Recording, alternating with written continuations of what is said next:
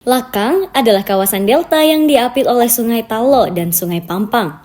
Letak geografis yang unik mengharuskan kita menyeberangi sungai dari dermaga untuk sampai ke Lakang.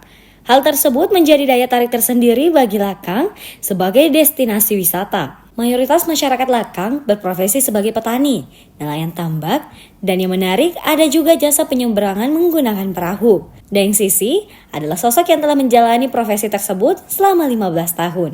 Kalau terhitung dari sana sekitaran 15 tahun. Sebelum ini pekerjaannya banyak.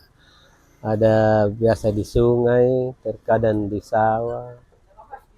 Tapi semenjak kerja ini, yang lain itu mungkin enggak lagi.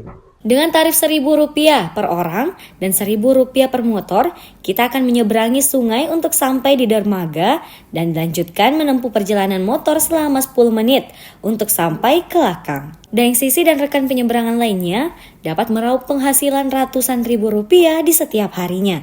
Kadang-kadang biasa 100 atau lebih, ada 6.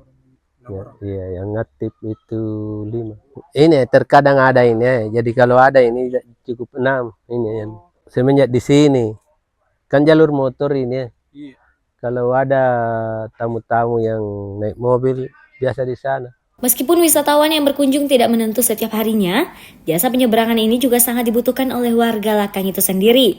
Jalur penyeberangan setiap harinya dipadati oleh warga lokal yang ingin menyeberang ke luar Lakang atau sebaliknya.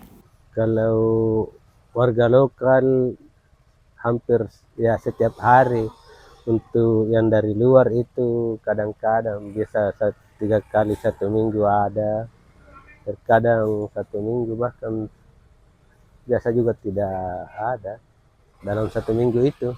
Biasa kalau tak kala ada banyak, biasa tiap hari biasa juga, bahkan itu tadi biasa ada dalam 1 minggu tidak ada. Kehadiran bunker peninggalan zaman Jepang juga menjadi salah satu ikon andalan Lakang. Namun sayangnya, bunker tersebut kini menjadi kurang terawat dan tidak diperhatikan. Dulu ada dana perawatannya tapi tidak terlalu lama. Dulu pertama ditemukannya itu ada 7, tapi yang terjaga sampai sekarang itu tinggal 2. Iya. Yang lain sudah tertimbun tanah. Taslia Ramadhani, Unhas TV.